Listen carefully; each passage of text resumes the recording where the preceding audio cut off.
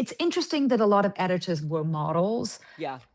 because they understand the business and they understand models. I've been so lucky. I could tear up thinking about the relationships that I have to the editors because they are so vital to me. And we're behind the scenes laughing like, oh my God, here I am. Yeah. You go through so many things with people on a shoot, and often the photographer is the one who is taking the pictures, and then behind the scenes, the hair, makeup, the editor. We're all getting through it, and then you capture the image, and that's what makes a good model. Those relationships, you can't Yeah. just show up and be beautiful. Right. You cannot. It's No deeper. successful model in history has just showed up and was beautiful. You have to bring more to a picture. You have to be Right. And willing. I that's, adore all the editors I've yeah. worked with: Tawny, Brana, Katie Grand, Tabitha, Edward Enumful. The common theme is that we've formed such deep friendships. They are family, and they just take me as I am. I adore Grace. I view Grace as a surrogate mother. She has been such a protector and such a teacher. She's had my back from the beginning. She got me in American Vogue. She's kept me in American Vogue. I'm Jill Demling, and this is Going Rogue. Karen Elson is a study in contradictions, and that's exactly her power. Pale skin in an era of bronzed goddesses, red hair when blonde was everything, otherworldly beauty in an industry built on conventional perfection, a voice that demanded to be heard in a career built on silence. You know her face, that pre-Raphaelite beauty that's graced over 30 international Vogue covers, the red flame who walked for McQueen, Chanel, Versace, and everyone who mattered. The muse to Steven Meisel, Tim Walker, Peter Lindbergh. But Karen Elson was never content to be just a beautiful face. She's a musician, 3 critically acclaimed albums that prove she's a real songwriter with her own voice. An activist fighting for models' rights through the Fashion Workers Act, an author who wrote The Red Flame to tell the truth about what really happens behind the beauty. And now, she's stepping into acting because why stop creating? But before all of that, before the music, before the activism, before the truth-telling, there were magazines. There was a girl from Oldham who didn't fit in anywhere until she found a world where not fitting in was exactly the point. This conversation is about transformation, about finding your voice when everyone expects you to stay silent, about turning pain into power. Put on your brightest red lipstick, crank up some green, and listen as Karen Elson goes rogue. If you want to see the images we discussed today, head to our Instagram at goingrogue.podcast or our website, goingroguepodcast.com. And please like and subscribe. Hello, Karen. Hi, Jill. I want to thank you so much for doing this. You're one of those rare people who has managed to have not one, but multiple careers at the highest level: supermodel, musician, activist, author, and now actor. And you did it by refusing to stay in any lane. So let's go back to the beginning. And before I start, I want to let you know how this works. I'll sometimes ask a cluster of questions or give you context, and then I just want you to talk. This is more of a masterclass than a Q&A. I want to hear your story in your words. So I think it's always important, especially for Gen Z listeners dreaming of a career in fashion, to learn how someone got to where they are. And your story is different from a lot of my guests because you didn't study fashion or apprentice under someone. You were born with a look, and that look determined your future. You've said, I grew up in the north of England in a town called Oldham near Manchester. You can catch a train to London in 3.5 hours, but when you're growing up, it seems like a world away. Working class, your dad was a joiner in construction, your mom was a former dinner lady, you had a twin sister, Kate. At school, you were the outsider, pale skin, red hair, gangly, bullied, called the ghost who walks because of your pale skin. You've said, I was an oddball kid, a bit of an eccentric. At school, I was the scrawny girl with buck teeth and ginger hair, and You know how cruel kids can be. Well, I was often the target of their cruelty. The bullying took a real toll. You began to suffer from panic attacks, which led you to refuse food. At just 7 years old, you were hospitalized for an eating disorder. But here's the twist: it was the psychologist you were referred to after being discharged who suggested you might model. He was the first person, you said, who complimented you on your appearance. From that moment, you nurtured a dream of escape. You'd said, I'd sit and envision where I needed to get to. When you have nothing to lose, you play all your cards in your hand. You had the Face magazine, flipping through those pages, seeing those off-kilter beauties, knowing you weren't meant to stay where you were. When Nick Knight asked you what models you idolized growing up, you said, obviously, being a teenager of the 90s, Kate was always the most haunting image. When I was growing up, it was the supermodels, the titans of absolute strong femininity. And Kate had something so beautiful, so real, so enchanting. She was smaller and she didn't fit the mold. I feel like she really opened the door for models to become different looking. And then there's Kristen McMenemy. I'd always look at her Lindbergh pictures and go, that's the kind of model I want to be. I was really into how deep she'd take it. Something with Kristen. She's a wild card in the beauty of melancholy. You attended an open casting at a Manchester model agency and were chosen. Every Thursday, pretending you were going to the orthodontist, you'd make your way to the agency for lessons in how to pose. When you confided the truth to a school friend, it became a joke. Most thought you were delusional. One bully screamed in your face that you weren't fit to model socks because you were so fucking ugly. You've said it crushed me, but at the same time, it made me unbelievably determined to prove everybody wrong and to prove to myself that I could live an incredible life. When you walked out of school for the last time at 16, you said, I felt as though a burden had been lifted. You were on a train to London the following day. I want to stop here, ask you a few questions, and then we'll get to London and the early modeling years. So, Yeah, you really do your research. I love it. I do. I've lived with you for a week now. I feel like I'm your twin sister. I appreciate it. I really do. Yeah. So tell us about growing up, your earliest memories, when you first noticed fashion, where that drive to escape came from, your relationship with your parents. Was your mother into fashion? Was she supportive of modeling? You know, so yeah, I grew up in a town in northern England it was near a town called Oldham. The town I grew up in was a town called Chatterton. You have to be in northern England to kind of understand it. It's a cluster of these sort of very working class northern English towns, terraced houses, council estates. There's a term that they say in England called it's grim up north. And I can understand that because it was pretty grim, but at the same time, when that's all you know, that's all you know. And I grew up I have a twin sister, Kate, who is still somebody I'm obviously extremely close to. She now lives in Spain. And I have two half brothers who, by the time my sister and I were born, were well into their mid to late teens. And while I was close with my brother, Tim, but yeah, we grew up with just a very working class Northern English town where the expectations of somebody like myself or my sister, nobody was really expecting us to do anything great or be anything. And a lot of it was just surviving. I mean, my parents got divorced when I was around 7, which also ties into, I think that was the reason when I got hospitalized when I was 7, I kept having crippling anxiety attacks. And every time I would eat food, I'd think that I was choking. It was like I had this sort of psychosomatic thing where I felt like I was choking when I would eat. And it wasn't that it was a conscious, like, oh my God, I think I'm overweight, or Right. it was pure anxiety. But it went on for a very, very long time. My sister had that during Really? My parents, we had to put her on Ensure, a drink, because it wasn't about weight. It's about a control.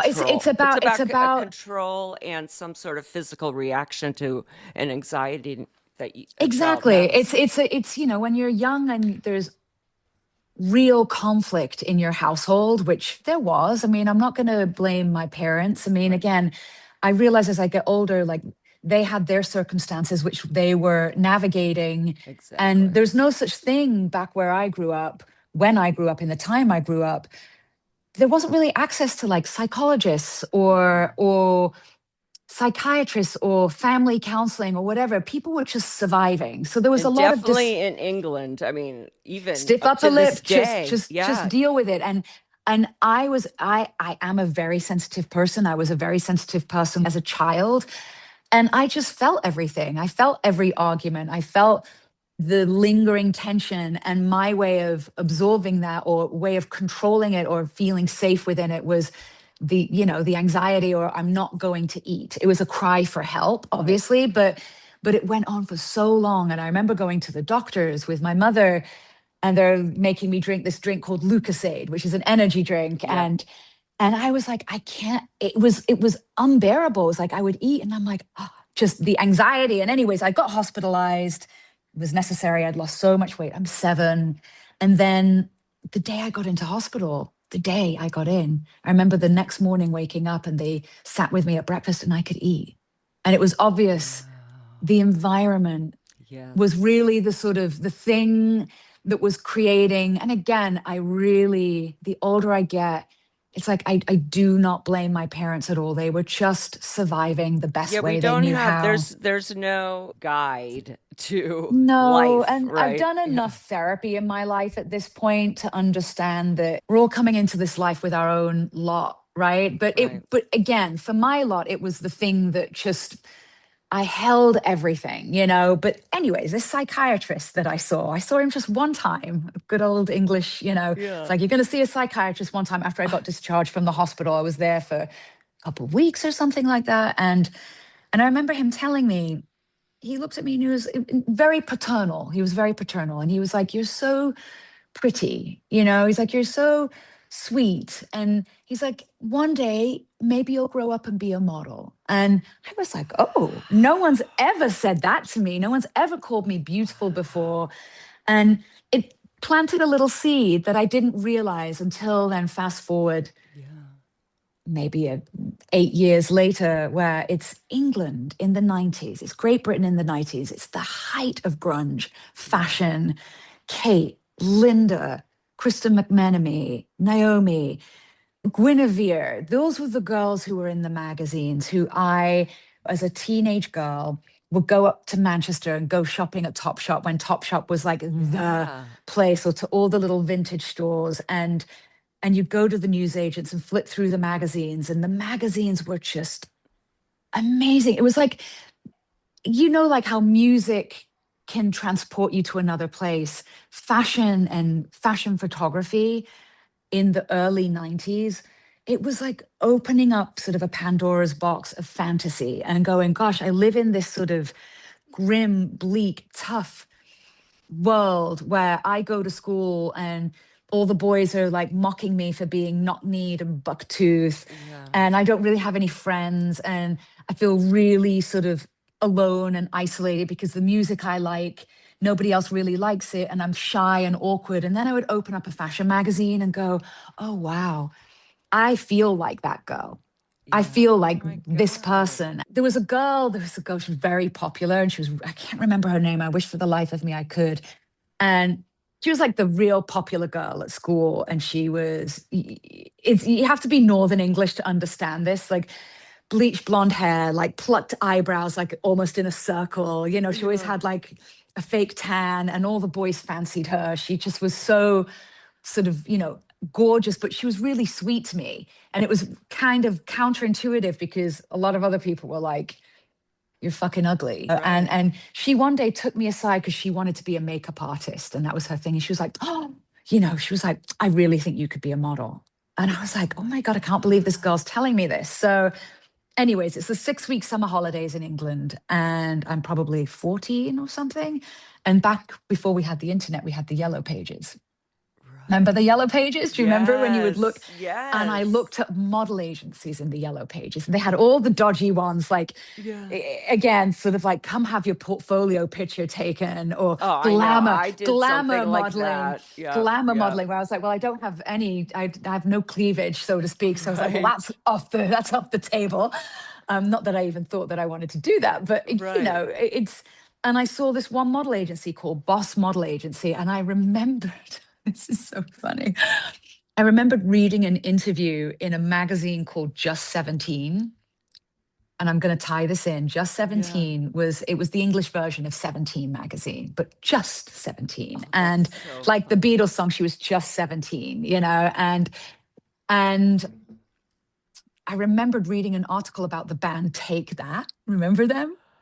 And they're from where I've read a lot they were about Take That from your interviews, and I'm like, I don't remember. Is that the the boy time of band. I New mean, Kids on the Block? I was I all New loved Kids on the Block. the music I loved when I was younger. It was like PJ Harvey, Nick Cave, Velvet Underground. But when I did get into sort of teeny things, it was Take That, because they were from where I was from. They're northern boys. And there was one of them lived in my town. And anyway, I read an interview about them, and it said that one of them got their start at Boss Models. And I was like, Boss Model, okay, that's who I'm going to call. And I called, got shy, couldn't speak, hung up, called again, got shy, couldn't speak. Third time's a charm. Called, and they said they had an open casting like the following week. And I skipped school, went and did an open casting. And I was the last name that they picked out of like 50 people. And I remember her showing me the agent, Debbie Burns, who I'm still close with. I love her. She's fantastic. She's like an acting agent, a model agent, specifically up north, but she's a very classy lady. And she showed me years later that she wrote like really unusual, beautiful, you know, and editorial. And this is at 14 years old. And she knew that I was not going to be like typical Manchester model. I mean, also the girl who got picked out that day was Davinia Taylor. Remember Davinia? She used to go out with she's like an English celebrity now. Back when I remembered her, I mean, I've met her over the years. She used to go out with the footballer Ryan Giggs, and she used to drive a BMW, and used to think, oh my God, she's so fabulous. Like I'm going back on my train to my little terraced house, two up, two down, and she's driving in a gorgeous BMW, and you're like, oh my God, she's so fabulous. But that was the beginning. But again, I think an ongoing theme in my career has been you can get lucky, but you also have to then work hard, because luck is incredible. And luck is something that has followed me. And it is something that I feel so privileged to have good fortune. But I've also made my luck as well. And that's a thing. It's a real thing that I have this a lot of people that we talk a lot about right place, right time. Yeah. But there's something about all of these people, you included, me included. We were open to being in the right place at the right time. It's a certain person, because I don't know if it's luck. Is it destiny? Is it, I don't know. The older I get, it's like you get lucky, but you have to rise to the occasion. And sometimes you don't get what you want as well. And I do have this push-pull, because there's many years where I felt like I had to fight to get anything. And the older I get, the more I'm like, okay, loosen your grip a little and let the things that will come to you. Like, it's like finding the difference sort of magic Goldilocks zone of, there were many years in my life where I felt like I had to fight to get somewhere. Even in my career as a model, when I first became successful as a model, there were so many people. I remember after I did that beautiful Vogue cover with Meisel, we're going to get there. We're going to get there. Anyway, I was just saying, in the beginning, it was just, fashion was so important to a teenage girl in the 90s. It was just everything. You had the clothes show, this English TV show. Culture. The clothes show. It wasn't just fashion. Culture. It was culture. It was how you identified yourself, where you shopped, what magazines you read, what music you listened to, what clothing you wore, how you styled it. It was so individual. And I feel that back then it shaped you. It's like the way when you go into a museum and you look at a beautiful piece of art, like fashion moved me back then more than anything else. And I wanted to be in that world, and I wanted to be around those people, because I felt like they would get me. And turns out they did. Thank God. And I was going to ask you just about the college thing. It's interesting, because when I had Gucci Westman on, she spoke about it so eloquently. She said, I don't feel like I'm a traditional college candidate. And this is the only world that feels safe to say that I didn't go. I could never say that in front of any of the other parents that I know, except for in the fashion world, where a lot of people have not gone to college. We're going to get into the early modeling years, but was there ever a question, or was it, I'm just doing this? And your parents, did It they have it higher wasn't a expectations? question. From where I grew up, I knew with my personality and how people viewed me as I grew up, I knew that I had to do this in essence to, I'm going to sound really dramatic, but for me, it was like, I have to save myself Yeah, because I have no other choice. Now, granted, my half brother Tim is a microbiologist. He's got a PhD. My uncle went to Oxford, but it's or Cambridge. I'm not sure. He's a NASA scientist for many years, but then the women in my family, like my mother wasn't afforded the right to go to college, and I just knew how we grew up right, and the limited funds that were available. Like, right, there's a song that John Lennon wrote called Working Class Hero. And it really summarized how I grew up. You go to your careers advisor when you're like 13, 14. They don't care if you're like, I'm right, an artist, I'm a creative, I want to follow a creative path. They're like, yeah, okay, so you want to travel, you should be an air hostess, or you should work as as a travel agent. That's what they literally said, because right, I said I wanted to travel. And there was not much expected of me. And right, I was a dreamer. I was a right, dreamer. I would look out of my bedroom window at the sort of stark landscape and I would daydream. And I was like, I need to be in a place where I can daydream. And I knew that about myself, but I also knew how I grew up, nobody really would understand. Now, right, granted, of course, my parents were like, there's a bit of a stigma about models, right? It's like models, what does that right, mean? Where's right, she going? What is she doing? She's going to leave home. She's going to get on a train and move to London. We don't have a lot of money. You're going to need a bit of money at first to support yourself. It was scary for them because nobody in their family had ever done anything quite as risky. right, And it was me, the sort of shy, kind of sensitive one. And they were scared and unsure, and it was out of their comfort zone right, entirely. So there were arguments about it. There were right. fights. Even my parents fighting about who's going to give her, I think I went to London with like traveler's checks or something like that. Yeah, let's get to the early years. So the day after you finished your GCSEs, you caught the train to London, walked into Models One, and never looked back. You were 16. You've said modeling was the best thing that could have happened because it gave me the opportunity to leave. In a way, it kept me out of a lot of trouble. Honestly, all my friends were getting pregnant, some were turning to really hard drugs. I had to escape. They sent you to Tokyo for 3 months. You've said, I was so young, I still hadn't kissed a boy yet. That's where you met Tabitha Simmons, who's still one of your best friends. But the bullying didn't stop when you left school. It continued and got worse. In New York, an agent offered you money for every pound you lost, so you put yourself on a starvation diet. At 19, during a fitting for Milan Fashion Week, you were mocked for your weight and dropped from the show. Word spread you were canceled from every show that season. Your agent told you to eat vegetables for a month. But there was one person in Milan who saw something. You've said there was this one stylist, Paolo Turini, and I did test shoots with him all the time, and he just kept saying, go to New York. If Meisel meets you, your career's changed. Don't bother going to any other city. They're not going to understand you. You need somebody like Meisel. So we'll stop there and we'll get to the meeting that changed Yeah. everything after. But tell us Yes. about this time in your life. You weren't even an adult. You were a No, child, and I'm getting it. I Dating was. in an adult industry alone. How did you do it? Did you ever consider going home, or was that just unthinkable? Going home was unthinkable. I mean, there was definitely moments where it didn't seem like it was working out and the fear started creeping in, like, oh God, because it was more I had to convince my family, and when the money Right. started running out, the And money you I'd you made. couldn't tell them then when bad No, things were because they'd happening. be, there was the thing of you've Oh my got, God. if I told them, it would be like, and it wasn't, Right. I'm not going to say anyone was like overly concerned about my well being. It was more, you got to come home and get a real job.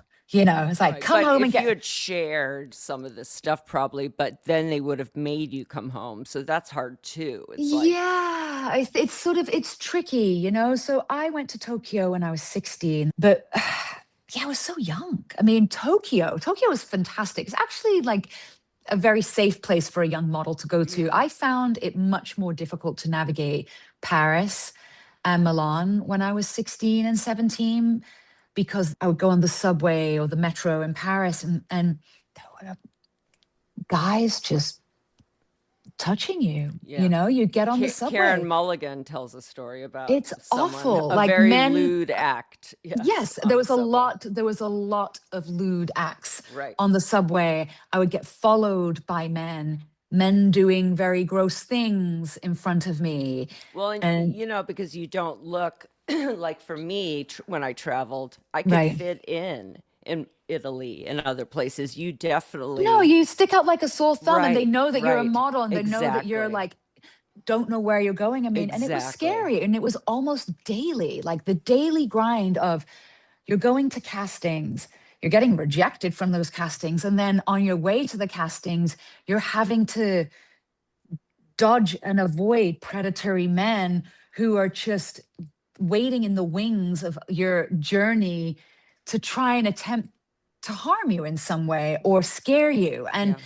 it was quite traumatic. And it was very difficult to navigate that. And then going to Tokyo was actually a breath of relief because it's just a lot safer. The culture there is a lot safer, and I had a hell of a lot of fun. It's just that you're so far away. I had my Yeah. 17th birthday in Tokyo Oh and my with God. Tabitha actually, and it was a place where I finally made a bit of money. I made like $25,000, which back in the 90s was like, holy Yeah. shit, you've made some money. And it sort of Yeah. helped take the burden off the Right. pressure of if you don't make it, you've got to come home and get a job in Tesco's or whatever Yeah. it may be. And it did take the pressure off. But then the moment you start making money is the moment then I'm from a working class family.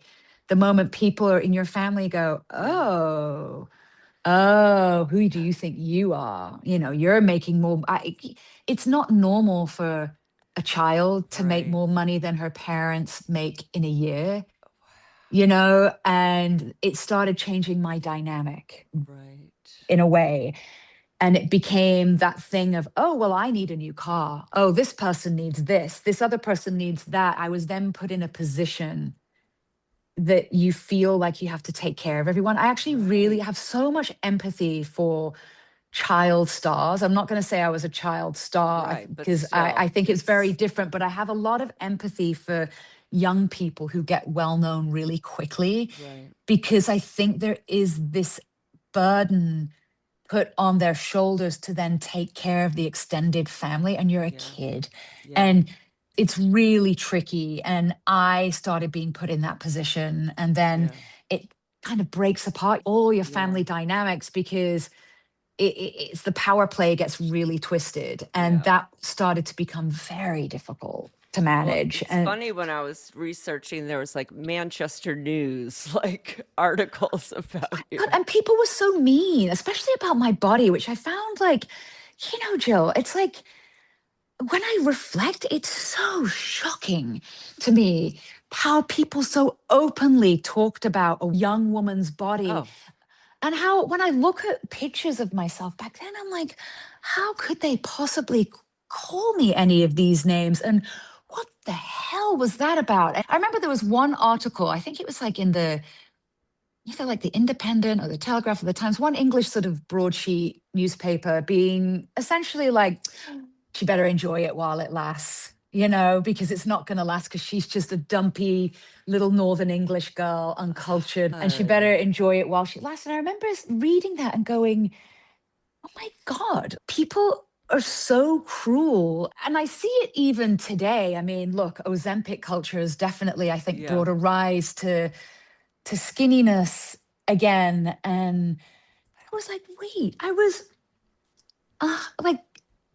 a size 2, barely US. And I was being canceled from fashion shows because I didn't fit. I was like, that's so dark. Yeah. No, it's And crazy because during that time period, I mean, anything before Me Too or before this cancel culture, and maybe that's the one benefit of Instagram, the one is that people were called out and that behavior has lessened. There's no way it's changed. I mean, the people I know that were like that, they're still working. So, and you yeah, can't really yeah. change, you know, The so older I get, you realize it's the environment you're in and it's the pressure cooker. yeah, And I'm a big believer, like I can have conversations with people now and be like, God, remember when you said that to me? yeah, And we can be like, oh, yeah, let's talk about it, you yeah, know? But back then it was tricky because I had nothing else to fall back on. It's funny because I talked to actually a young model the other day about this because she was talking about how she feels like she has to look a certain way, body size wise, still for certain shows and certain designers. And we were talking about how I used to feel the way she felt, but I never looked in the mirror and went, oh my God, I need to lose weight. I never thought that I looked bad. right.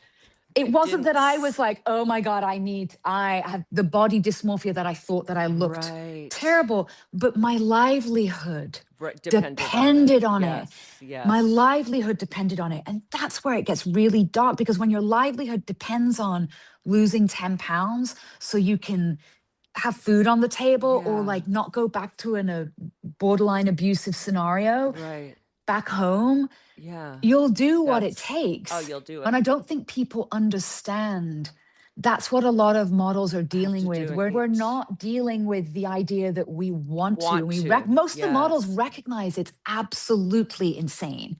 The yeah, editors who want you to do that, the designers yeah, who want you to do that, we're all secretly, all the girls talk. right, We're all talking behind the scenes like, oh my God, can you believe that they want that kind, like they want us to be that yeah, tiny? But again, when people's livelihood depends on it, it's like being a ballerina. When your job right, requires it, right, you're trying to towing the line. And that's where it got really dark for me because it got really confusing because I knew in my heart and soul that I did not need to lose weight, but I didn't want to go home.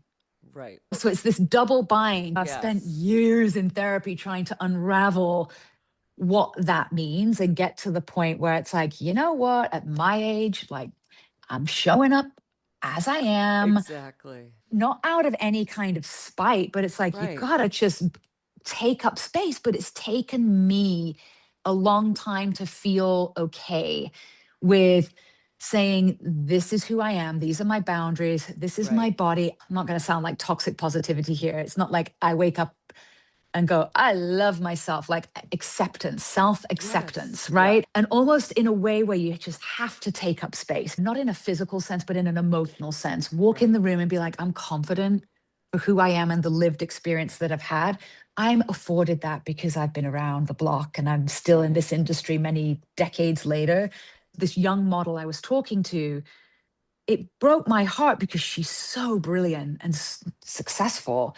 And it made me sad that she, still in this day and age, feels that conflict because she knows she is absolutely gorgeous yeah, as she is, but she also knows that she's going to work less, right, choosing to not hurt herself.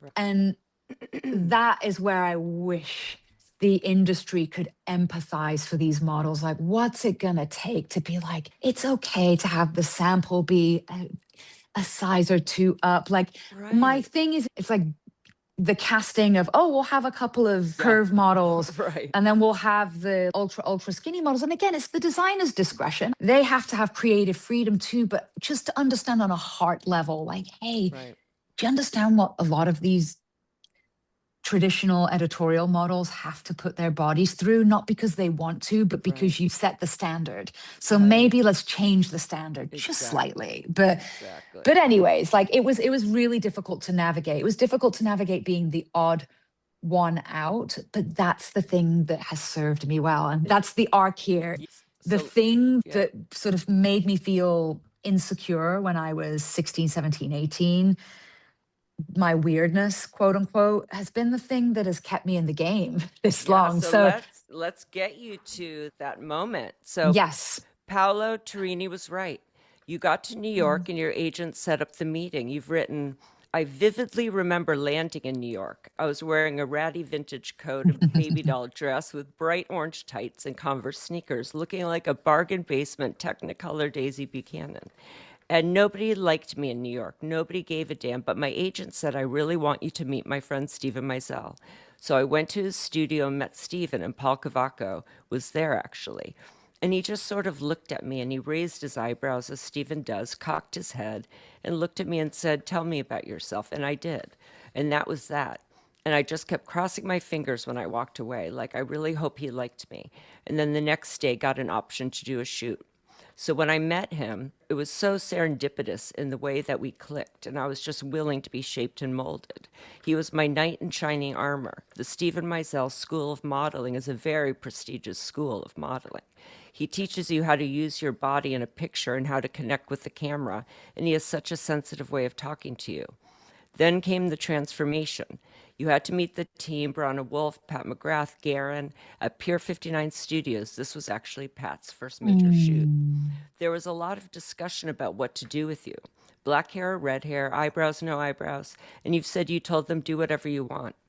Before modeling, you'd always been chopping your hair off and dyeing in weird colors anyway. But as a model, everyone was so scared to do anything. You've said that they wanted you to be nothing almost. Stephen and the team decided red hair, choppy bob, shaved eyebrows. You said, that shoot was my 18th birthday, and I remember feeling like finally someone saw something in me that I knew lived in me. And I get chills with this. I knew that that woman was in there. I just needed a chance to shine, and Stephen allowed me to bust out of my shell, even with shaving my eyebrows off with Pat McGrath and cutting my hair. I was kind of like strawberry blonde, mousy little ginger. I looked in the mirror and I'm like, this is Mm. me. And it's kind of odd to say that that big transformation could actually remind me more of who I was. You were 18 and flat broke when you got your big break. You said, I gave him Yes. everything I had. We shot for 2 glorious hours. I'd never felt more excited in my life. I left the studio to go back into the snow with only my single subway token, but I'd never felt so joyful. I'd never felt more seen, more beautiful, more wholly myself. Okay, so now this is after the cover, this quote. When the magazine came out with me on the cover, my career skyrocketed, but I was also viewed by some as a circus sideshow freak. The cover came out shortly after. Italian Vogue dubbed you La Freak. Karl Lagerfeld called you the beauty of the new millennium, and also a mixture of something from the Middle Ages and a mutant from another planet. You've said about being called La Freak, the idea of being La Freak was really depressing. I was like, my whole life I've been called weird, and now these people are calling me it too. At the same time, you don't want to bite the hand that feeds you because you're getting attention for being an individual, but it was hard to be called the freak of fashion.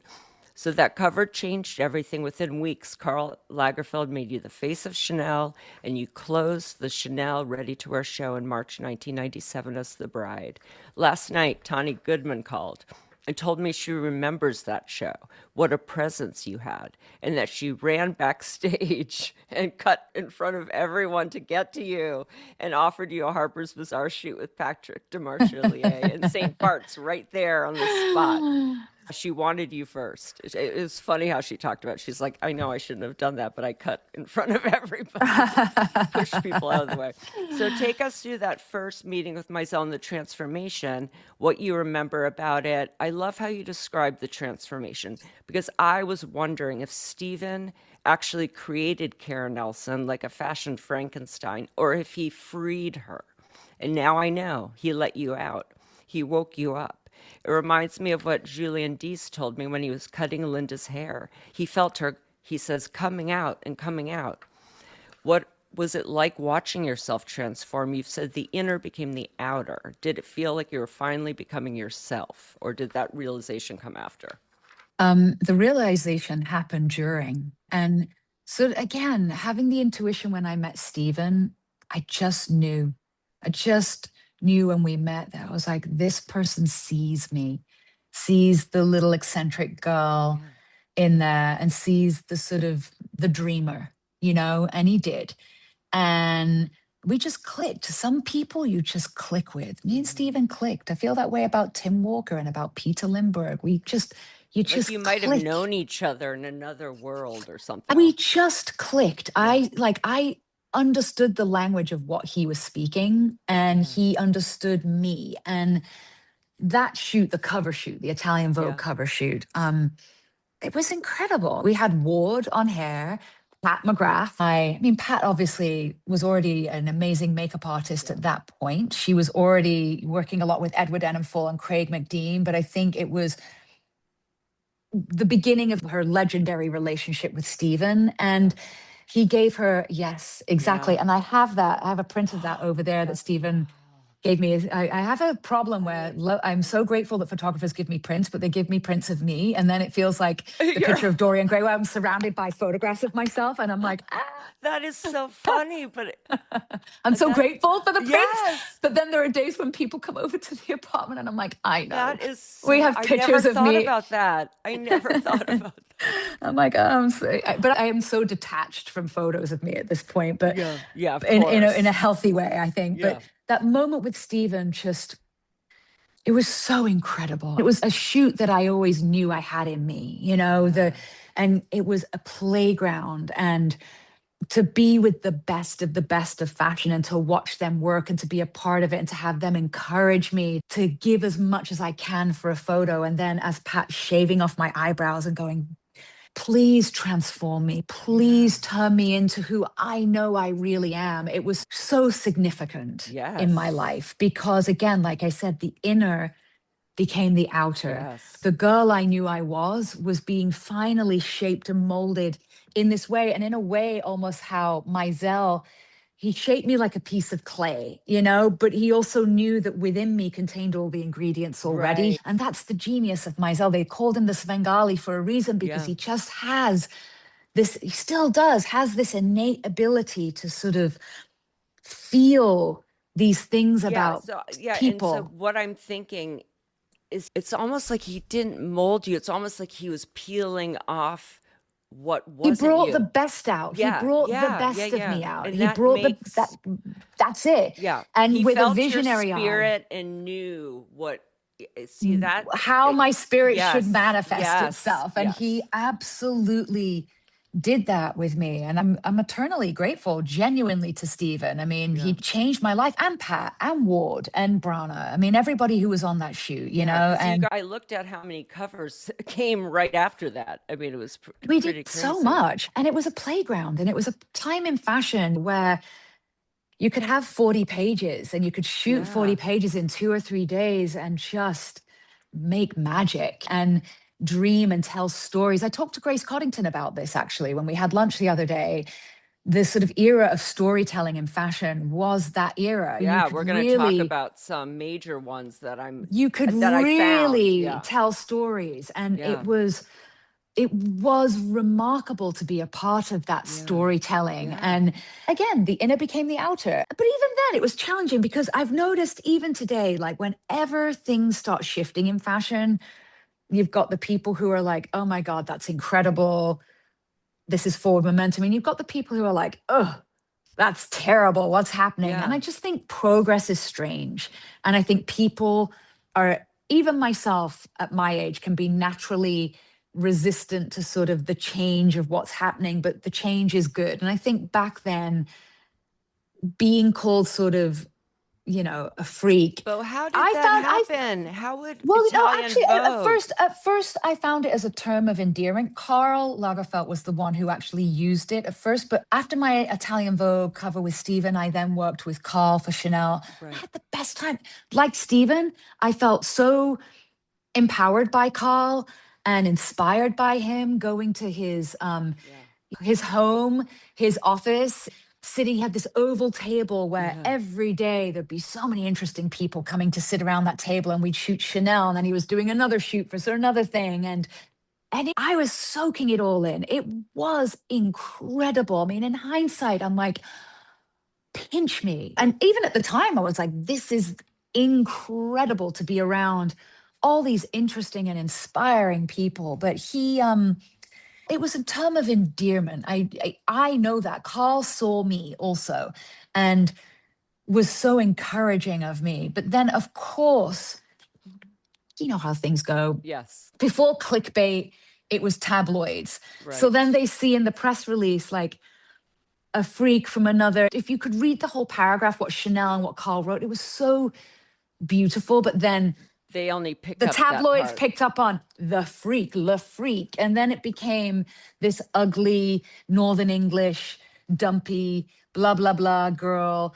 And then it became this sort of shit show, dare I say, of just, you're ugly, you're ugly. I mean, I remember my agents had this one German TV show follow me around for a day. And I actually, like, halfway through, I dropped them. I was like, oh, you can't get into this fashion show. So sorry. And I left them because the woman, basically this German, very, very sort of, it's almost like a German tabloid talk show. I don't know why my agents at the time thought that was appropriate. I mean, again, you're sort of newly successful, so they're just throwing everything at you. And it became this thing of this woman basically was like, why do you look so ugly?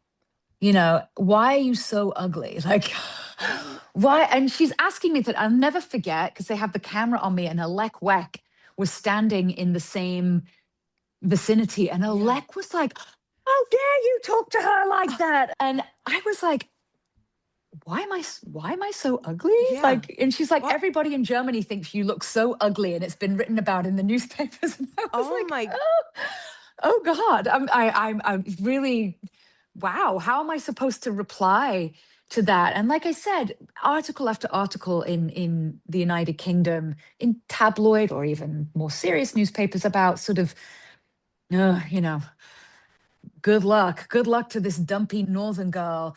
And it was, people did not expect much of me and were telling me to enjoy it while it lasts. But then it sort of became this self-fulfilling prophecy, because then I'm working and working and working. And, you know, I'm young. I'm quite ill-equipped for the levels of work that I was doing. I was probably on a transatlantic flight 2 or 3 times a week for 6 months, like no sleep, not flying in business class, flying at the back of the bus, like exhausted, tired. I was getting burnt out. You know, by the time I reached 19, I started to feel really, I'd been worked to the bone, and I was really tired. And, you know, when you're working really hard and you're not having the ability to look after yourself. And I started getting really bad sort of acne. So a dermatologist put me on birth control, and then I gained some weight, and it's like, oh wow, I'm finally getting some boobs. Like I was thrilled, you know, but then it was like maybe my second or third season. You have so many covers those first but I just through 99, 98, 2000. But then it all kind of came to a grinding halt, because, like I said, I was burnt out, exhausted, on a plane constantly, not being able to take care of myself, not having any time off, and being 18 years old, just turned 19. Like I said, the skin was getting bad. I got put on birth control, gained a bit of weight, also combined with like just not having a second and being completely burnt out. And I went for Fashion Week, and I'm in Milan, and I'm at a fitting, and I don't fit in an outfit, and I can start hearing people saying in Italian, oh, she's disgusting. Look how fat she is. Oh, she looks disgusting. And I can understand at that point what they're saying, and they're talking about me.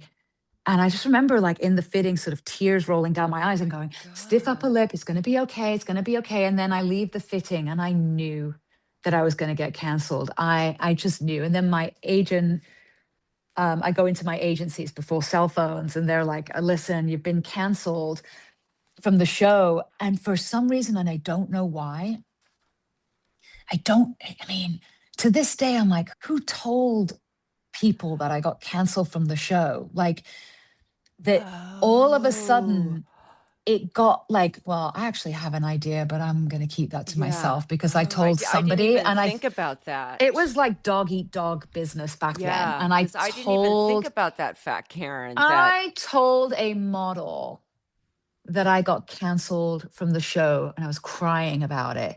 And I think that she called the press.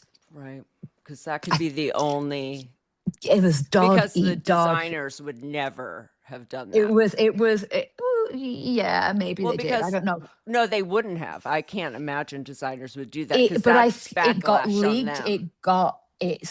I mean, I know, look, I told somebody who was big model back then, Yeah, and I think that, God, it's, so slightly mean. Well, it was very mean girl back then. yeah. And I think she called the press. And then the next thing, I'm literally comfort eating in my hotel, the Principe di Savoy. And I'm like eating spaghetti, like, fuck them, I'm Yeah. fat. Literally like eating spaghetti Yeah, bolognese, like, yeah. fuck you all. Excuse my Yeah, language. I was like eating my feelings even more. yeah. And I'm watching CNN, and all of a sudden, my face, Karen Elson's been canceled for being too fat. I'm not Oh joking. my I am not God. joking. I am not joking. She's been canceled from blah, blah, blah show for being too fat. And these two like fashion journalists are like debating if I'm fat or not.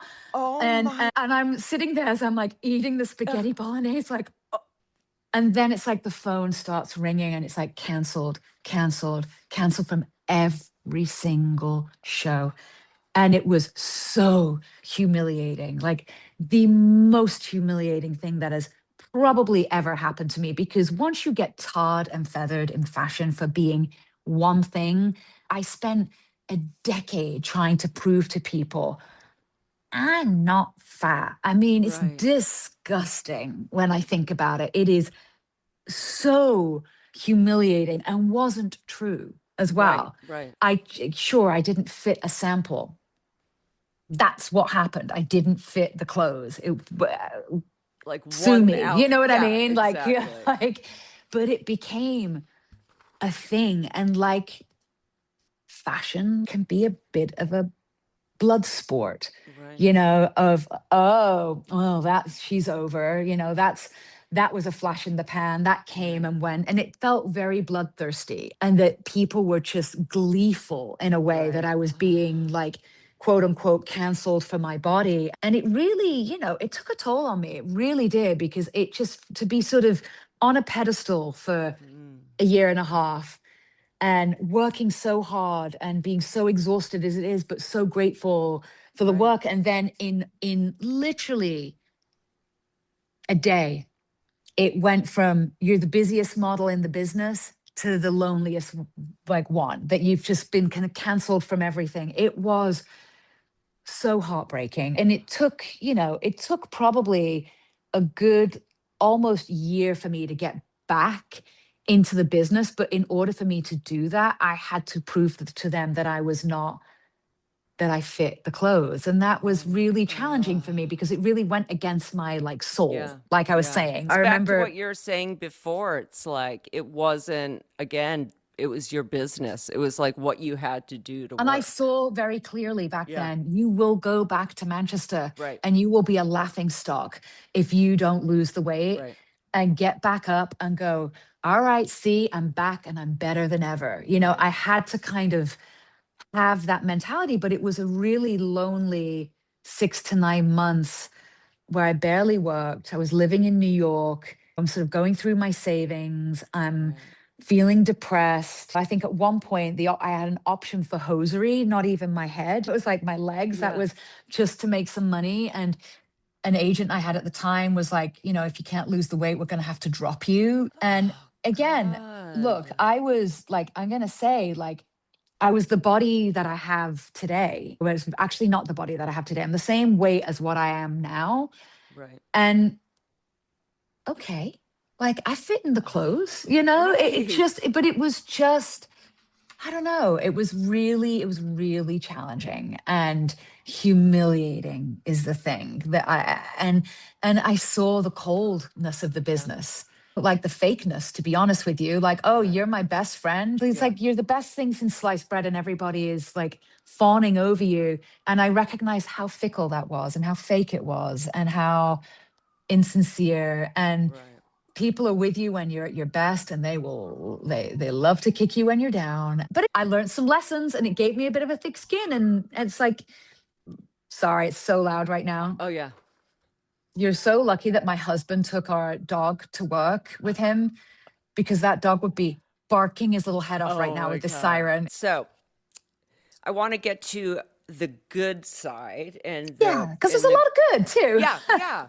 That Vogue Italia cover opened every door. And the door that mattered most was Vogue itself, not just the magazine, but the people inside it. Mm-hmm. Over the past 25 years, you've worked with virtually every major editor and photographer in fashion. Grace Coddington, Paul Cavacco, Tony Goodman, Phyllis Posnick, Steven Meisel, Peter Lindbergh, Stephen Klein. Of course, I'm American Voguing it over here, appearing more than 35 times across Vogue editions worldwide. But before we get into specific shoots or names, I want to talk about something that kept coming up again and again when I interviewed the legends on this podcast. The idea of the model as a collaborator, not a body to dress, not a mannequin, but a creative partner. You said something to Nick Knight that perfectly captures how you approached your work. When a model comes in and has something, be it just an interesting look, but also an interest in the creative process, it can push it forward if you have somebody who's willing to go the extra mile, to let a photographer, stylist, hair, makeup, let them all use you as a canvas. That is what I feel my job is, to be a canvas. I've heard versions of that sentiment from everyone I've spoken to. Paul Cavacco told me, part of what makes models brilliant is what they bring to the photograph. People think models just stand there and look beautiful, snap, picture done, but you leave out their humanity. Tani said, every model I've ever worked with has a soul and a spirit and an essence. We allow them to collaborate, and in turn, that becomes real. Stephen Klein put it bluntly, the Ambers, the Lindas, Trentini, Karen Elson, they're like actresses.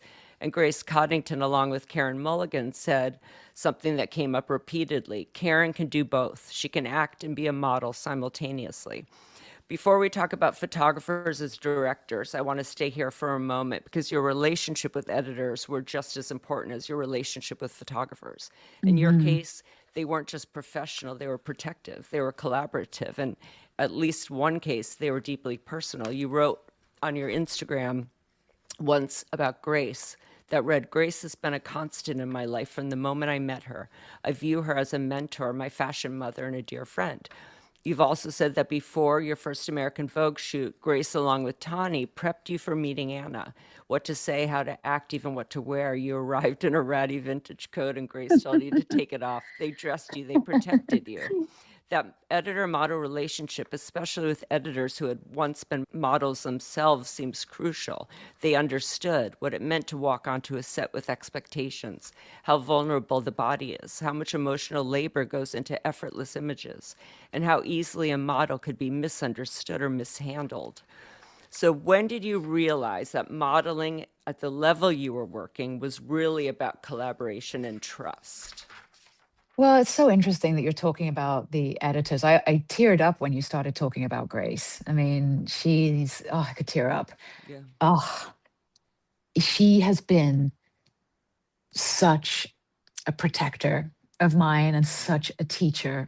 I adore Grace. I adore all the editors I've worked with. Tani, Brana, Katie Grand, Edward Enumful. Yes. Edward is one of my dearest friends. And the common theme all of them have, from Grace, Edward, Katie, Tabitha, is that we've formed such deep friendships.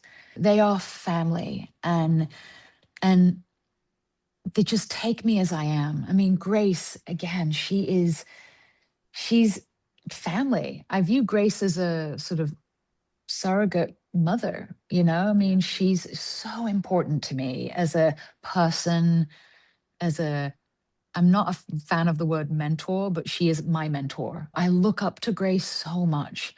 I look up to her sort of determination and her imagination and her bluntness as well, and her just who she is as a creative individual. I mean, it genuinely tears me up because she's also had my back from the beginning. I mean, that first meeting with Yeah. Grace, and she got me in the magazine. She got me in American Vogue. She got me in American Vogue.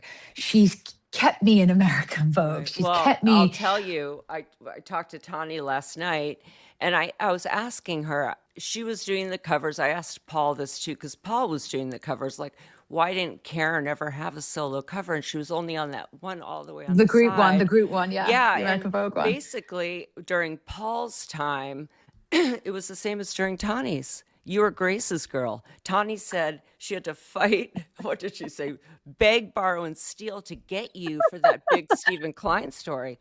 But that's what it was. Like, and It's it's so funny because I funny. mean, I've been in those meetings. You don't I like, know, I you know, don't I touch know, a I know. Grace girl because I it's know, I like, know. But thank God I was a Grace I girl, you know? know. Like she's given me so much. I mean, Yeah. she's just but actually it's funny that you mentioned that Stephen Klein, the one we did Oh, we're at going to talk about that. I have the oh, it was whole, amazing. yes, My and God. But every picture ran. But yeah, I want to incredible. go But through three different photographers, just how there's they direct you after yeah, this. but the Yeah. relationship to the model and the editor, Yeah. again, like Edward posted a picture yesterday that we did with Steven Meisel, this Italian Vogue that we did. And there was a summer where I basically lived in LA with Edward and Steven and all the models Steven shot. We were all there in LA just doing shoot after shoot after shoot. And it was like glory days of Yeah. just fashion and the life experience. And I love these people with all my heart. Like they are family to me. And that is the thing. I'm walking in the door, like sleeves rolled up, Yeah. ready to go. Let's play. This is our Yeah. creative box that we're in. I am there to just, I love it. I love being around creative people. Like Yeah. Grace, I did a shoot for W with her maybe a couple of years ago. And Grace is in her 80s and it's 100 degrees outside in the heat. We're shooting with Craig McDean and she's on the floor putting the shoes on. And you're like, Grace, come on now. And but you know what? I love her for Yeah. that. She is vibrant. You know, even the last couple of shoots I've done with Edward, vibrant, just hungry and alive for creating beautiful imagery. And Tawny Yeah. as well. I've done so many beautiful Yeah. shoots with Tawny. I mean, that Um, Patrick one is I love the Patrick one. incredible. I loved that That, one you so know much. how that is, there's a lot of studies on that. Like, you could, Googling that, Interesting. people pulled that out. And it's, And we were just in St. Bart's, I probably in the mean, midst of his vacation or Fabian Baron's vacation. And we it, just, for that to be your first bizarre shoot, and Tani telling me, because everything, she has said it was based on Diana Vreeland's Whale. Mhm, Like, mhm. there was a whole thing, but I was pulling the pictures and I was like, this is incredible, that story. So funny, Like, isn't it? I It's like have it. some of the most beautiful stories I've done. Yes, it's hard work, but there's also been this magic alchemy that's happened where it's all like, when you're with really I good mean, look people, at that. beautiful pictures. I mean, I mean, Patrick, beautiful, but yeah, when you're working with people who are so talented that you just show up on set and it's like magic happens, Even when it's hard work, I've done shoots where we shot all night, yeah, where I love this. beautiful, beautiful. I mean, the lines, the Yes. It's like a McGree painting. I but mean, you know it's, what's also interesting about that story is everybody at that point sort of view me as this sort of hyper technicolor, bright hair, this punky. oh, after And that cover for sure. but that shoot was where it was understated and Yes. Because elegant your hair and was wet, so it was almost dark. mhm, Yeah. and it sort of brought me You look into a like bit. Tawny. Tawny made you as Tawny. All the editors want you to be them though. Oh, you are Tawny. Tawny, like I remember That when is I first so met Tawny, I was like, funny. who is this Oh, when she absolutely ran up to you, gorgeous, when she ran but up the to you. most gorgeous, I was like, who is this Joni Yeah, Mitchell-esque, yeah, just at the bone structure yeah, and the limberness. I was like, it's interesting that a lot of editors were models yeah. because they understand the business in such a way and they understand models. I've been so lucky. I mean, I could tear up thinking about the relationships that I have to the editors, because they are so vital to me. And we're behind the scenes laughing like, oh my God, here I am. Yeah. I'm Phyllis. changing in the middle of nowhere in a desert, or you're Yeah. peeing behind a bush and the editor's holding up the. You go through so many things with people on a shoot. And often the photographer's the one who is taking the pictures, and then the behind the scenes, the hair, makeup, the editor. We're all, kind of clumsily getting through it, and then you capture the image, and then I don't know, there's just a magic to those relationships. Phyllis, but that's what makes a good model. yeah, That is what yeah, makes a good model, are those relationships. You can't yeah, just show up and be beautiful. right. You cannot. It's No deeper. successful model in history has just showed up and was beautiful. You have to bring more to a picture. You have to Right. be And that's willing. what we're going to talk about with the photographers. But Phyllis texted me, when was it? It was this morning. Working with Karen makes my job easy. She's special. She's an actor who sees the picture we're after and collaborates to make it better. One of my favorite photos is the Penn portrait, where her charm, wit, and beauty made it memorable. Penn adored her. And Oh, that don't is make me this. cry. Oh. And that's this Oh, I incredible remember that. And Mr. Penn was picture. the only photographer who asked me what That's I wanted to do. 98, Karen, I 98. You know, were I very know. young. God. And Mr. Penn asked me what I wanted to do when I grew up. I mean, Wow. what a beautiful question to ask a teenage girl. Nobody had asked me that, because you're viewed, when you're so young, but everybody around you is an adult. So they just assume that you're an adult as well, or But treat you like also, you're an it's adult. saying you're not just going to be a model. And look, you're not, Right. you know what I mean? What are you But going it to was be after so, this? it was so tender, and it was so Yeah. paternal. Yeah. And I will never forget that, being asked that question, because it just touched me. Yeah.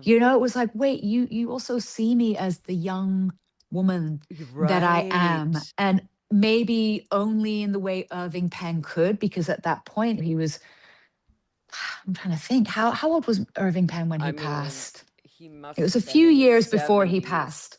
And I just think, in a way, that a person who has lived a really rich life, when you're around a young person, you're charmed by them, and you He say, was what do you want to. 92 when he died. And So he was he's, in his 80s. He was in wow. his 80s, late 80s. It was such a Yeah. moment of wisdom, of what do you want to do when you grow up. It was so sweet the way he asked me that. And I will never forget it. Yeah. I will never forget that. But again, I think what people really negate in the world of sort of Instagram, where everybody's a model, or TikTok, and influencers, and not to say that is the new world we're navigating, but I will say any successful model I have ever been around, from Kate to Naomi to Christy Turlington to Linda to Krista McManamy, Guinevere, all Yeah. of the greats, they've developed relationships, personal Yes. relationships with the editor, the photographer, the Yes. designer. So let's get to the photographer, because you Yeah. have some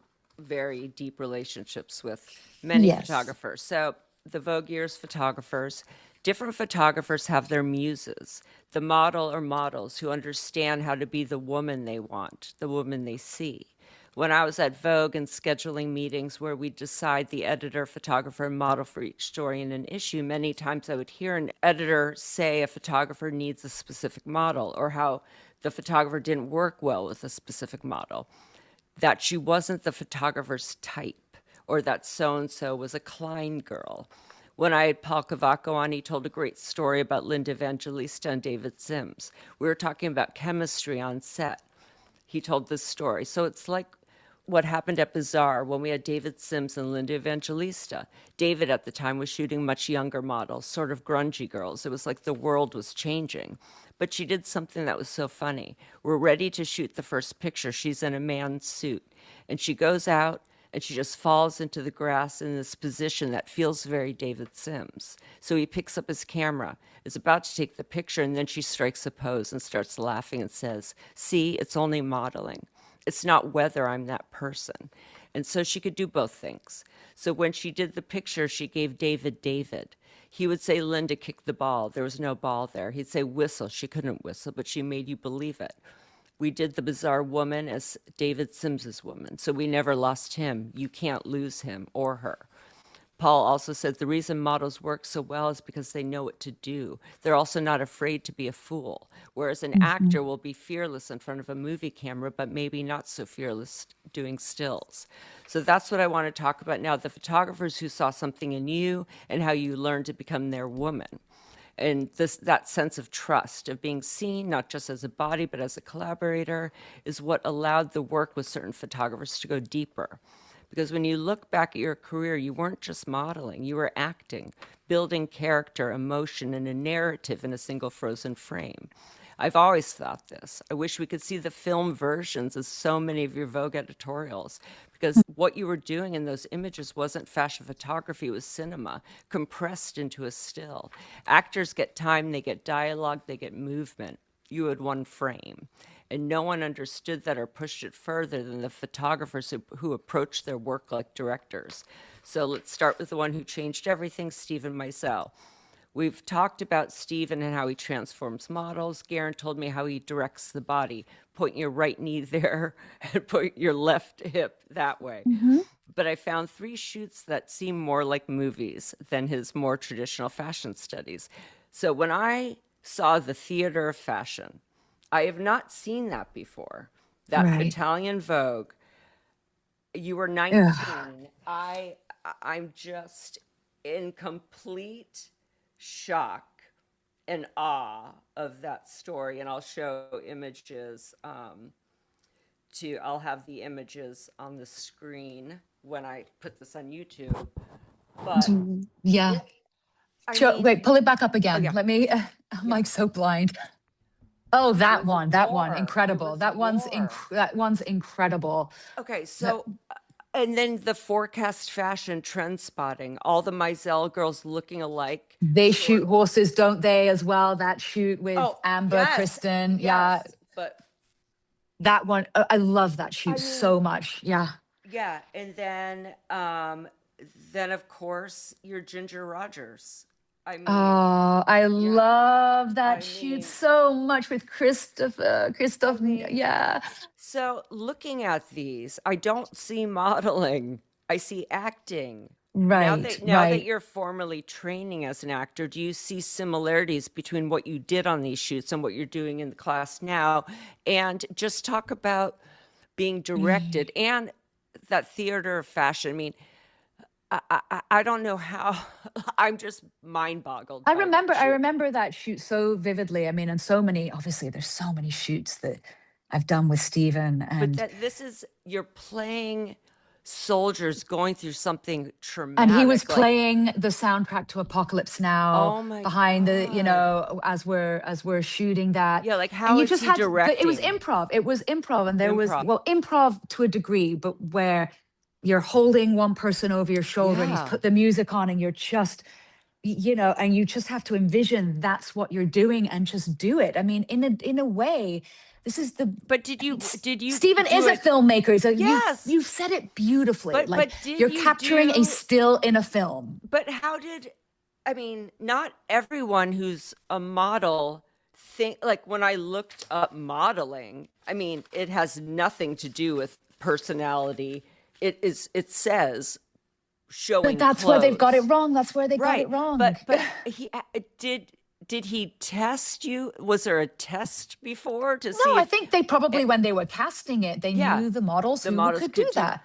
I think they just know who are the models who can bring that. And And what did the he tell models, you guys? Like, okay, you're soldiers. Did he he well give you a he's backstory? brilliant, Stephen, in this sense with shoots, because it's the psychology of it. Okay, for instance, when we did the They Shoot Horses, the Don't Yeah. They story, they're Yes. playing sort of Peggy Lee and music of that era, and Well, getting that you fashion into show that you had to do. the fashion show that I did McQueen Yeah. Yeah, but after I that did. right, but that too. I But mean, which Stephen we is a don't. genius in the sense that he understands the world he's creating, and it's a sensory world. And it's so funny, as I'm studying Yeah. acting with, and I want to be like really respectful with my acting teacher, because he really is, he's so phenomenal.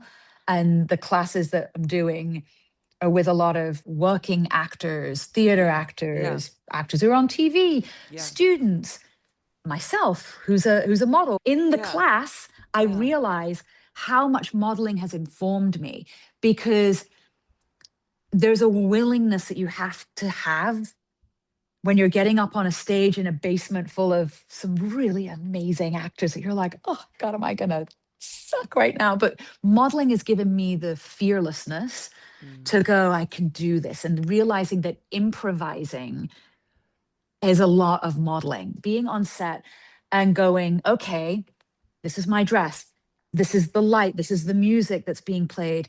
This is what the photographer has, this is the world that we're in. Now I have to just embody it and have to Right. live it. And if you're awkward, if you're unable to sort of get into the magic of it, you're not going to be called back. You have to be Right. willing to throw yourself in the deep end as a model and go, I'm going to dance with Kristen McMenemy and she's gonna be dragging me up, or I'm Yeah. going to be on that shoot you just brought up. Like Yeah. we are soldiers in war. Like Pat has put makeup on us. We've got Yeah. the Apocalypse Now soundtrack. We've got flames behind us. We've got girls that we're dragging, Yeah. with us, and you just have to believe it. What That does he say about, do you have to look like, you still because have the to be heart, mindful of the camera. You still have to right? be, That's you the still have to be, that's you the have to be hardest like part. face, Yes, I know. face, and you're still like, That's what's crazy. but that's the Steven Meisel Yeah. school of, I say Steven Meisel school of modeling. What I will say is that there is a magic that Steven, he's on some shoots, he would have like a mirror so you can see yourself. And it is true on some shoots, it is turn your head 3/4, Right. look at the camera a certain way. But he creates this really special environment where you are just free with Right. him and I you're hear locked in that. with That's what him. and everyone and says. and it's really different. And it's just how Stephen works. It's magical. But he is able, because he is who he is, to Right. create this world that you live in. And then you Right. you bring it. And I've done such a variety of different shoots with So the Stephen Ginger where, Rogers, so those are oh, I stills. So love that shoot. did you You have know how that to, shoot came about? It's so no. interesting. Me and Steven used to send each other YouTube videos, and I used to send him videos of Ginger Roger dancing, because I just went down I wish I was a dancer. I'm not. That's like, I can sing But for my you've done supper, it but a couple times. I can Yeah. fake it, is what Yeah. I'm saying. Well, But that's a good acting. Yeah, but exactly. but I would send him videos of Ginger Rogers dancing, and just we had this. Me and Stephen have this. We could not speak for or communicate for 6 months, and then we'll just start sending each other Yeah. videos. Or Yeah. now we send I send him like random things on Instagram or whatever it is. But we used to Yeah. send each other videos of, it's like Liza Minnelli singing. I love Yeah. Liza Minnelli. I love Judy Yeah. Garland. I'm a showgirl at heart, right? Yeah. And we just had this kind of like a romance where we would Yeah. send each other things. And I think through that, he was like, let's do this story. And I was so thrilled to do the story. And it was beautiful. But again, he just Beautiful. creates the environment where he has the camera, he set up the sets. There's a lot of prep Right. beforehand. Then I show up on set and he's just like, go for it. So we go for Right. it. But a good model goes Let's for for it. it. Yeah. Goes Yeah. for it. You know the task. You're like, yes, I can be Ginger Rogers for a day. Like, I mean, kill me. that's How lucky I am. amazing. And that's how I approach it. So I have the same thing with Tim Walker. I would say, like Mizell, my relationship with Tim Walker in particularly, we almost have this sort of telepathic relationship. When I get in front of the camera, there's a dialogue that's happening without words. Right. And I have that with Stephen, and I have that with Tim. We just have this dialogue. And Right. I don't know where it comes from, but I'm grateful for it. Exactly. Well, I want to talk about Peter Lindbergh because, Yes. Oh, I I mean, miss him. I miss yeah, him so much. because Grace Coddington, I've booked so many of those shoots, but I was never able to go on set. Grace Coddington told me when she was on that Peter wrote scripts for his shoots. She said they were always basically the same, and the guy always got the girl at the end. But it wasn't just concepts, actual scripts with character and story. He directed the models and actors. Peter was famous for saying he wanted to photograph the soul, not just the face. One story I cast that I love so much is A Winter's Pale from Love October that so much. 2011. You and John Hawkes, who had just been nominated for an Oscar for Winter's Bone. This wasn't a fashion shoot. This was a film compressed into stills. Can you tell us about working with Peter and what it was like acting opposite a real actor who had just been nominated for an Oscar? And I have the issue right here. Genuinely, this is one of my favorite stories I've done with Grace and with Peter. First of all, it was, I think, in Coney Island-esque, like very, very cold winter beach. But again, you're right. Peter captured the soul. He had a way of doing that. He was jolly and wonderful, and I love those pictures. Each photographer has a spirit they embody, right? Probably like a director in film where they have their thing that they're most known for. And Peter really loved women, but loved women, capitals, all caps, women. Right. He loved their strength. He loved their vulnerability. He loved the grit and the things that made us complex. And he was able to capture that in a photograph. And as a person, as a human, he was just such a joyful person to be around. I mean, I miss him. I miss his spirit. But when you were taking pictures with him, you could shoot a 12-page story in 2 hours if you were on a roll with Peter. He was very free. And even with this story that we shot, it was a very sort of free story. But again, they've done all the legwork. So when I walk on set, we've got the clothes, we've got the hair and makeup that is getting me in a character, and I just have to be in the character. I love John Hawkes. But does he tell you, do you and John Yes, talk Grace, about? yes. We talked about it. We talked about what the concept of the story was with Peter and Grace and John. And we had a conversation about what, we're having an affair where lovers sneaking away, and we're being followed by the telephoto lens by the private investigator, and where that was our story. And obviously I'm a very well-to-do, elegant woman who's on my phone with my dark sunglasses. We're trying to be inconspicuous, and John is the rogue, elegant man. And again, when you've got the right people, it just works. It was a wonderful day and not torture by any stretch. It was a playground. And John, it's funny because John and I stayed in touch after that shoot because he was doing something in Nashville. And I really appreciate him as an actor. I mean, he's such a formidable actor. But it's so funny when actors walk into fashion, they're actually more nervous. That's what I wanted to ask. He wasn't. He's an enigma, I would say. I've worked with a lot of actors on fashion shoots. Yes, you have. They're much more nervous. They're much more nervous because they're in a world that feels a little difficult for them because they're about the moving image where, like you said before, we're trying to capture that spirit in one frame. Right. And sometimes when you're lucky, sometimes it's one frame. Other times it's just a picture being like, hey, look at me, I'm beautiful, which that's the least fun for me, But John was just genuinely easygoing, got into the spirit of it, was just there with me. He wasn't tortured about it. We just clicked, and you can that's tell. where casting is really important because you got to find people who click. I've done shoots with actors before who I won't name where it was, you're like, oh, for God's sakes, they're so concerned. Do I look good? Do I look good? Is this, and there's an insecurity that happens and they're almost like, how do you do this? And like I said, I'm dipping my toe into the acting world and I'm learning a little bit I'm learning a lot at the moment, not a little bit, I'm learning a hell of a lot at the moment, but I'm also learning the differences between my job and that.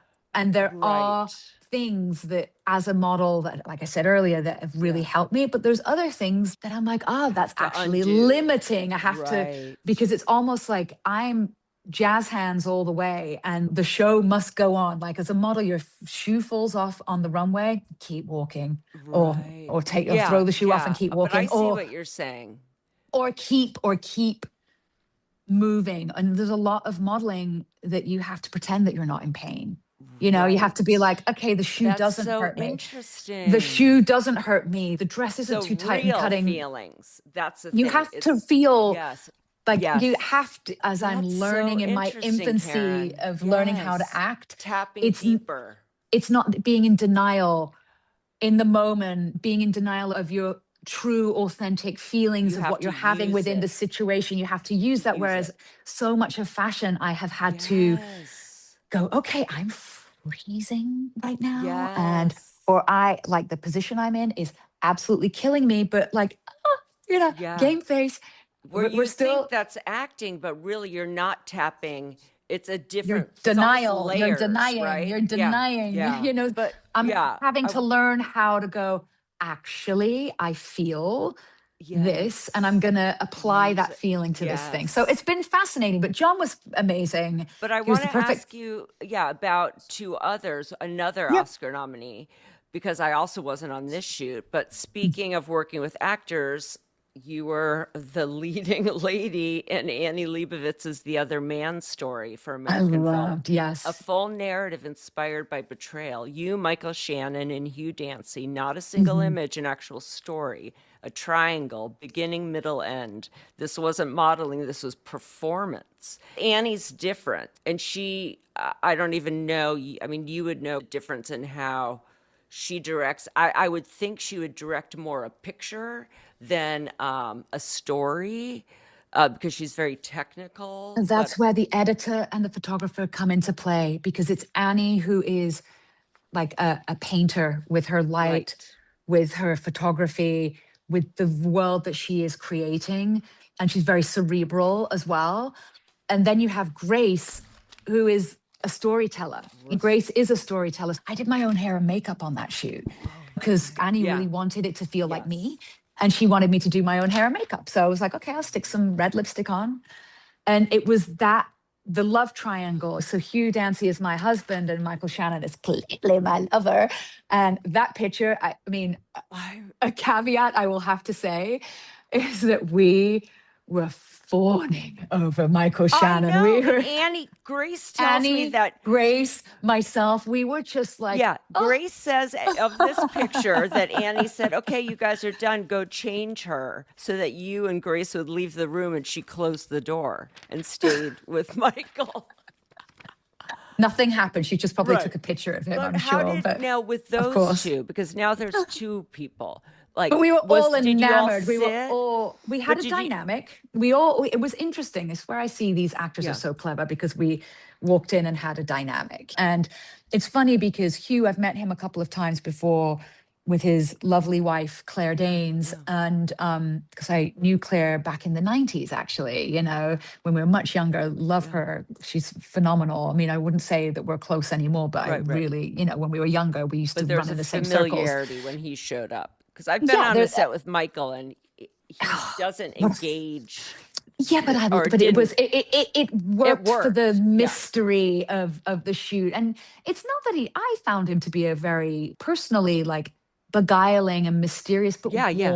warm person, but because again reminds me just we need a bit more mystery in the world, Yeah. because mystery is beautiful. Like I look at the era we're in on social media and everything, and I'm like, the people who are mysterious, oh, it gives you a Yeah. lot to go with because you Yeah. can't pin them down. You Yeah. can't be like, that Like a person's an Benicio del eccentric. Toro or someone like Mystery, that. Yeah. mystery is underrated. And Yeah. I say this even as a model, like in this day and age, you have to be like a brand ambassador and post on your social media and Yeah. do all these things. And I'm good at that because I'm a talker and I can Yeah. talk. You and I could talk for another 2 I hours and it would be, know. I, but with him, he had this mystery about him and it really worked for the shoot we were trying to do where he was the mysterious sort of but did lover. Annie or Grace talk to you about the characters? Because I told them when I, Grace, Grace, okay, but Grace, I and never Annie said always who has was an who. opinion. Yeah. Grace was talking about the character, but Annie also talks about the character as well, Yeah. just in a different Yeah. way. But I think I got the soul of the pictures from Grace. I sort of understood. Grace calls me up before shoots to give Okay. me. That's why she's so legendary. She Yeah. calls you before, make sure that you're understanding what's happening, etc. And it's Were you intimidated or? no. Again, I'm not. Yeah. It's Yeah. funny. It's like when I'm on those shoots, I'm not.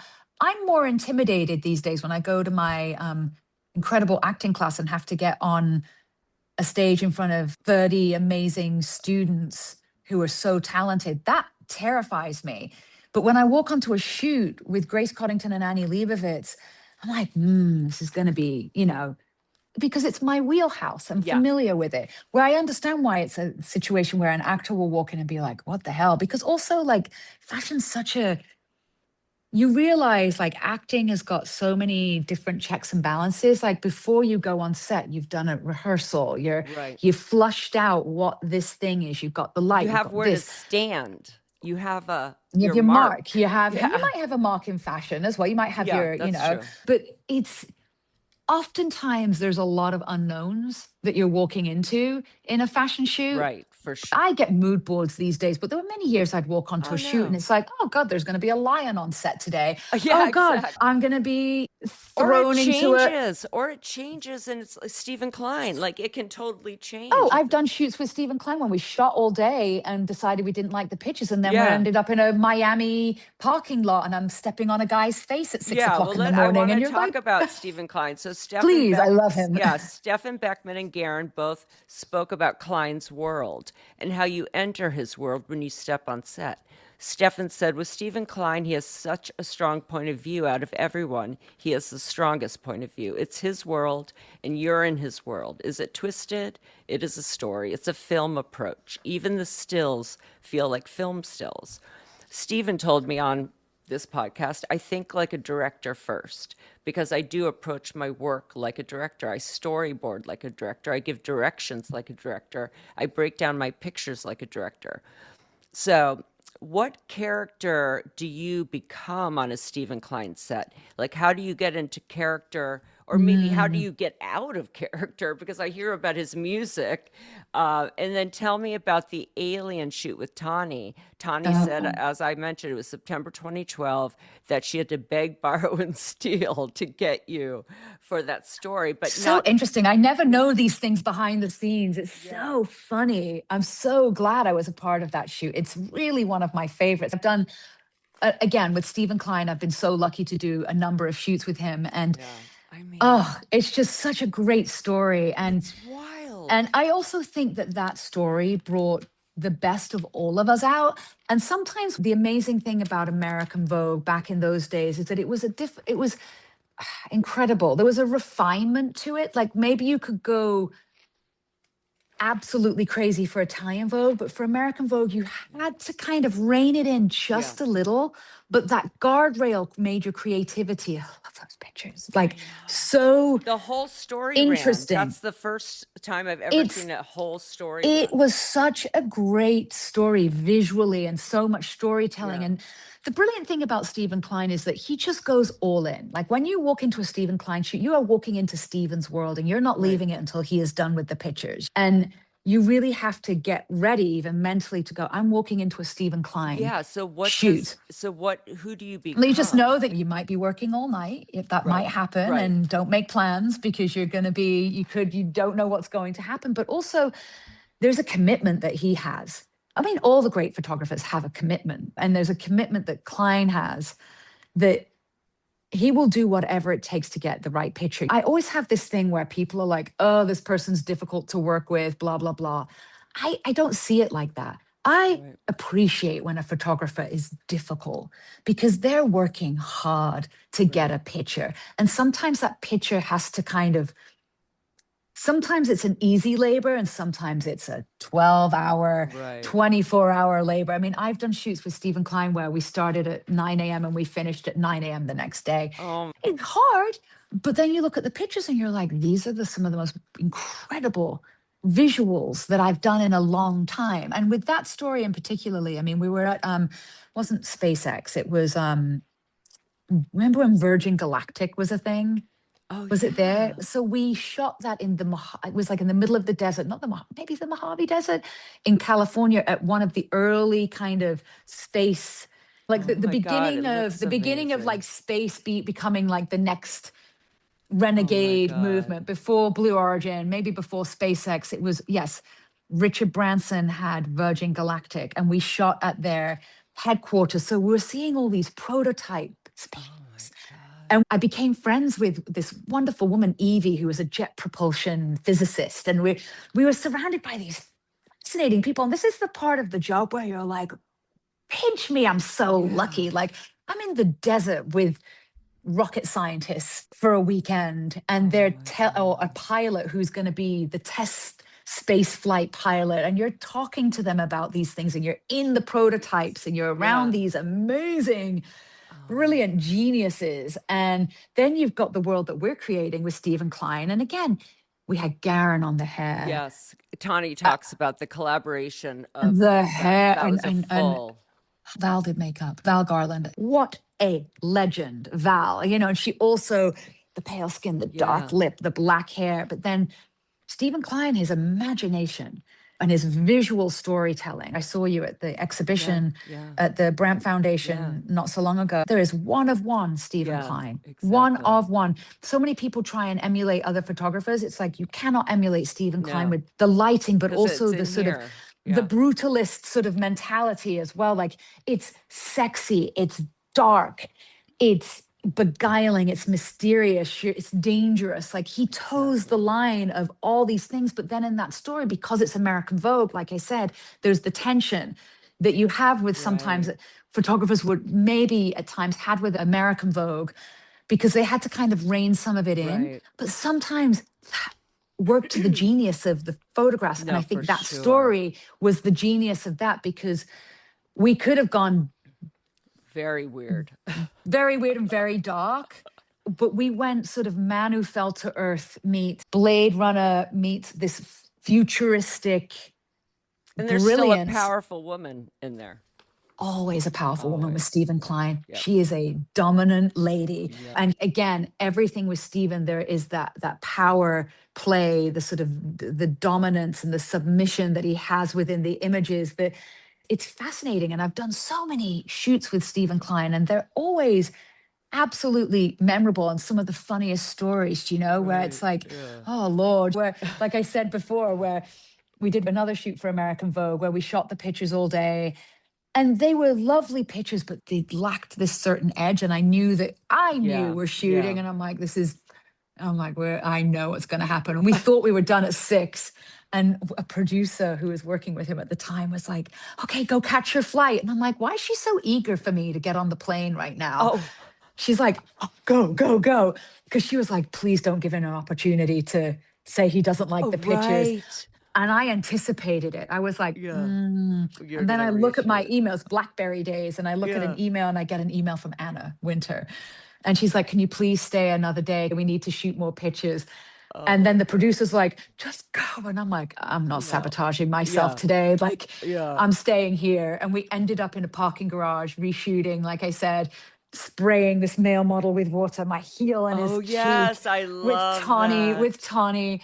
And there were moments where we're like exhausted and laughing and delirious and like, what the hell are we doing in a parking lot? But they were the best pictures. And that's what I love about Stephen. There is this tension, and you've got to work for it. I miss those days. I miss the days of having time to work for the picture. And maybe it doesn't work the first day. Maybe you need to reshoot the whole thing. Maybe it is going to be a challenge. But that's what makes a legendary picture. Sometimes it is Peter Lindbergh where you shoot 12 pages in an hour and a half or 2 hours. Sometimes you're up all night getting the picture.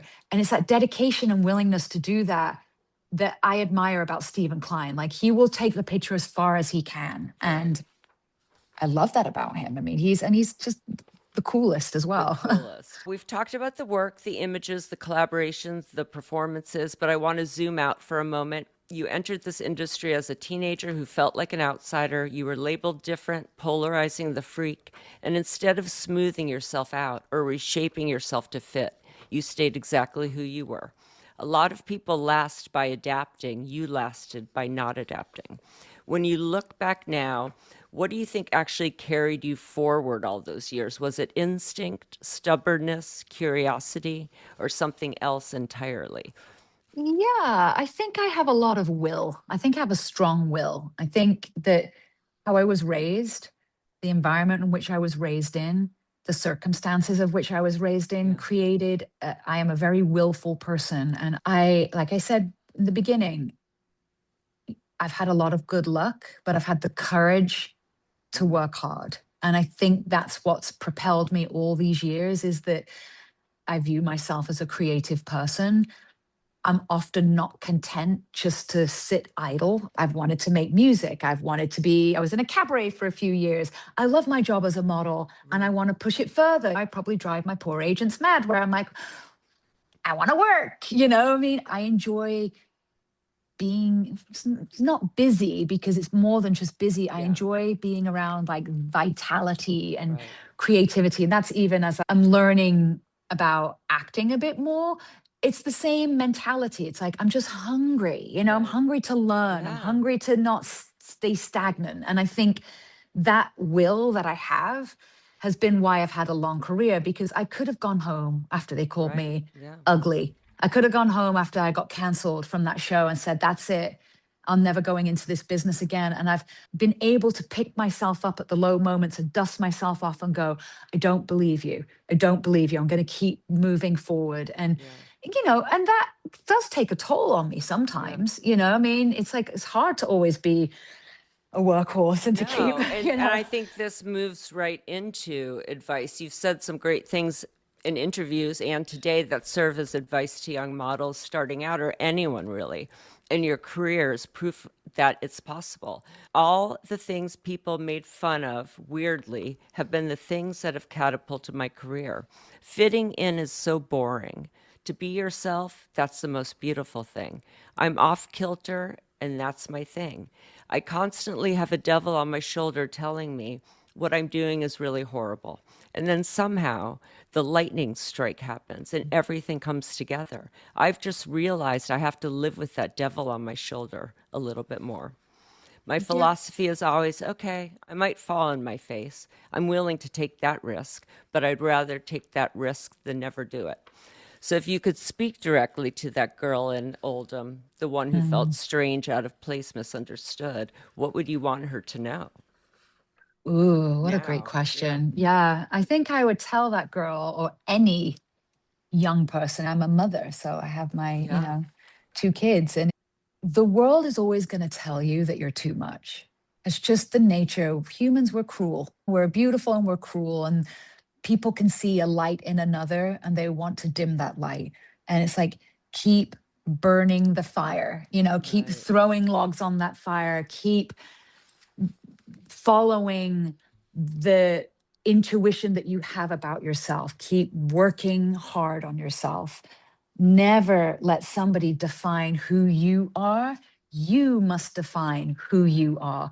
Take advice, learn when to shut up, learn when to speak out, because there's value in both. There's value in taking advice seriously. Like, I'm a gabber, I can talk. And there's sometimes a moment for you, even myself, to shh and listen.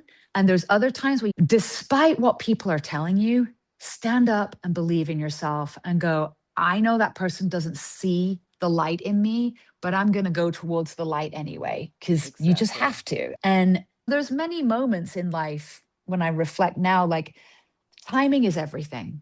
It really is. And trust that timing is everything, but also don't let fear put a lid on who you are. I've definitely struggled with that. I've definitely struggled with anything I have done creatively. It hasn't been like, oh, I'm going to make music. Oh, now I'm going to make music. It's been, I can't do that. Oh God, maybe I'll suck. Yeah, I'm going through all of it. I think half the time that everything I'm doing is terrible, like I said, but I just have to persevere. And you have to persevere. That's the reality of it.